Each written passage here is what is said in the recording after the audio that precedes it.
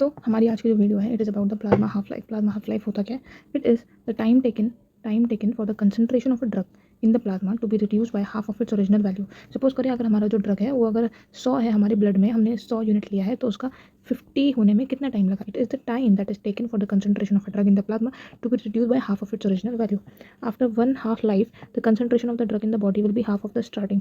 एक T half life में हमारा जो कंसंट्रेशन है वो 50 हो जाता है, और 2 टी हाफ लाइफ में हमारा जो कंसंट्रेशन है 50 का हाफ कितना 25 हो जाता है। For drugs that are eliminated by the first order kinetics, ये दोनों पॉइंट्स हम लोग अभी समझाएंगे लास्ट में। पहले हम लोग फॉर्मूले को समझने की कोशिश करते हैं। टी हाफ लाइफ, सबसे पहले हम लोग ये बात कहना चाहते हैं कि एक टी हाफ लाइफ में हमारा जो ड्रग का कंसंट्रेशन है वो 50% रिड्यूस होता है, ठीक। 50% of the drug is eliminated. 2 T half life में क्या होगा? It is the 75%। 50% तो यही वाला हमारा, ये 50% प्लस 50 का हाफ दैट इज़ 25, तो कितना हुआ? दैट इज़ 75% एलिमिनेट हो गया ना। फिर उसके बाद 3 टी हाफ लाइफ में क्या होगा? दैट विल बी 50 फर्स्ट वाला, सेकंड वाला 25, फिर उसके बाद 25 का हाफ कितना होता है? That is 12.5, right. तो ये कितना हो जाएगा टोटल? दैट इज़ 87.5, ठीक है। और 4 टी हाफ लाइफ में दैट इज़ 87.5 प्लस ये 12.5 का हाफ कितना होगा? दैट इज़ 6.25, यानी कि कितना होगा? That is 93.75%। और 5 टी हाफ लाइफ में जाकर ये हमारा पूरा ड्रग हमारा एलिमिनेट हो जाएगा, ठीक है ना। मतलब हम ये कह रहे हैं दैट 4 से हमने 4 टी हाफ लाइफ तक का कैलकुलेट करा, उसके बाद भी 4 से 5 टी हाफ लाइफ के बाद हमारा कंप्लीट ड्रग एलिमिनेशन होता है, ठीक है। हमारा जो टी हाफ लाइफ का फॉर्मूला है, T half life is equals to Ln2 divide by K. Ln2 क्या होता है? log 2। इसकी वैल्यू कितनी होती है? दैट इज 0.69, ठीक, 0.69 होती है। और के क्या है? के हमारा जो है ये एक elimination rate constant of drug है। इट इज़ द एलिमिनेशन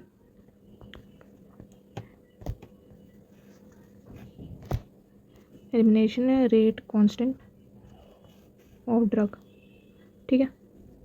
तो के की जो वैल्यू होती है it is equal to CL divide by we.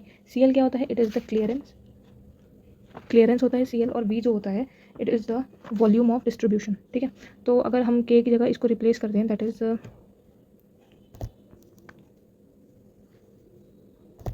Is T half life, हमने नया फॉर्मूला बनाया, that is T half life is equal to Ln2 लिख लो, या फिर हम लिखेंगे यहाँ पे 0.69 इंटू वी बाय CL, ठीक। हमने के को रिप्लेस करा, ठीक है ना, ये वाली चीज़ को हमने यहाँ पे पुट कर दिया, ठीक है।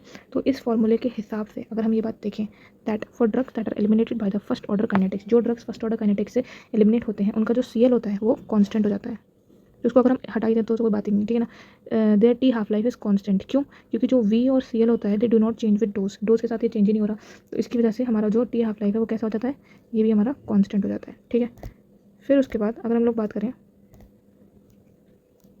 फॉर जीरो ऑर्डर काइनेटिक्स, हमारा फॉर्मूला क्या बना था? That was T half life is equal to 0.69 into V by CL, right.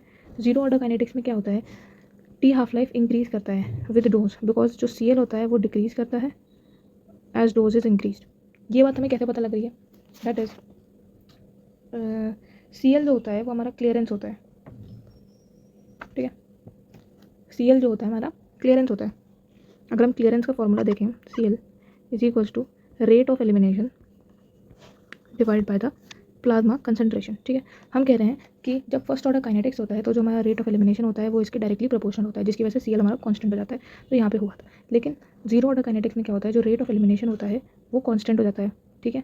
And remains affected by the level of concentration of the drug, that is the plasma concentration. उसको इससे फर्क ही नहीं पड़ रहा, जिसकी वजह से हमारा जो CL है जब हम उसको बढ़ाएंगे या घटाएंगे, जब वो घटेगा CL यहाँ से घटेगा तो टी हाफ लाइफ बढ़ जाएगा, ठीक है। T half life increases with dose, ठीक है। ये बात हुई खत्म। अब हम बात कर रहे हैं दैट इज लोडिंग डोज क्या होता है? लोडिंग डोज जो होता है, लोडिंग डोज का ये मतलब होता है हमने जैसे कि आज से कोई ड्रग लेना स्टार्ट करा तो उस ड्रग को लेने के बाद हम देखो when we give a single और repeated dose quickly in the beginning of treatment to attain, एक हमारी होती है टारगेट कंसंट्रेशन। मान लो कोई ड्रग है, हम जा रहे हो कि टारगेट कंसंट्रेशन है 50, हमें उसको 50 तक पहुंचाना है, लेकिन हमने ड्रग लेना तो आज ही शुरू करिए, तो स्टार्टिंग में डोज हाई रखते हैं, क्यों? ताकि वो टारगेट कंसंट्रेशन तक पहुंच जाए, ठीक है। Loading dose is equal to the target plasma concentration into the volume of distribution divide by F। What is F? It is the bioavailability, ठीक है। Next we have the maintenance dose. Maintenance dose जो होती है, अब इस target plasma concentration तक पहुंचने के बाद इसको मेंटेन रखने को मेंटेनेंस डोज बोलते हैं। Repeated at specific intervals when drug attains the target plasma concentration, this dose maintain the target plasma concentration by balancing elimination.